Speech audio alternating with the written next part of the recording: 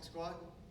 So when we get set up, you're gonna have to play with your hip position, your foot position, and your stance width to get what's most comfortable for your anatomy. So when we do a Cossack Squat, we're gonna start into a wide position, and we're gonna load to one side. As we load to that one side, so if I'm going to my right, when I come down into that squat position, I prefer, for my own anatomy, to have my foot turned out about 30 or 40 degrees, and then my left leg is gonna pivot onto my heel to help open my hips up to allow me to sit into a deep squat on this right-hand side. So I use my arms out in front of me as a little bit of a counterbalance. Now when I come back up, my left leg is gonna go down, and my right toe is gonna come up, so I'm gonna just pivot to the right side to open up that right hip to allow me to come down into that squat position. There's a couple ways you can scale this. You can use a TRX strap, holding onto it to give you some weight into your upper extremities to help unload your hips, so then you can start kind of grooving that position.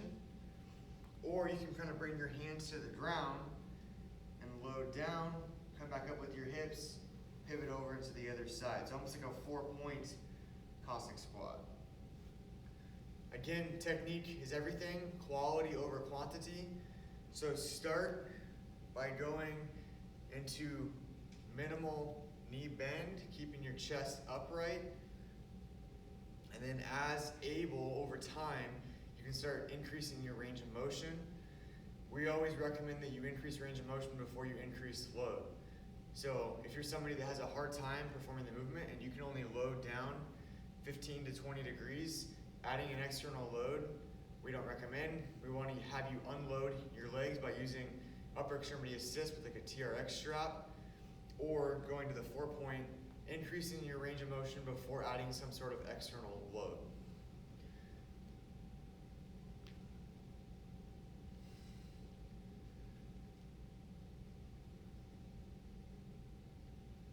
Again, your stance position is going to vary from person to person. Last thing I want to talk about is your back position. When we're doing this, when we descend into the bottom position, I want to really emphasize not overarching your low back. Some people are going to get in this position, which is going to bring you into excessive hip flexion, which can create some irritability into the front of the hip. We want to cue keeping our hips tucked under us to some extent, so that way I'm in a neutral spine position, and it allows me to load my lower extremity in a more symmetrical fashion.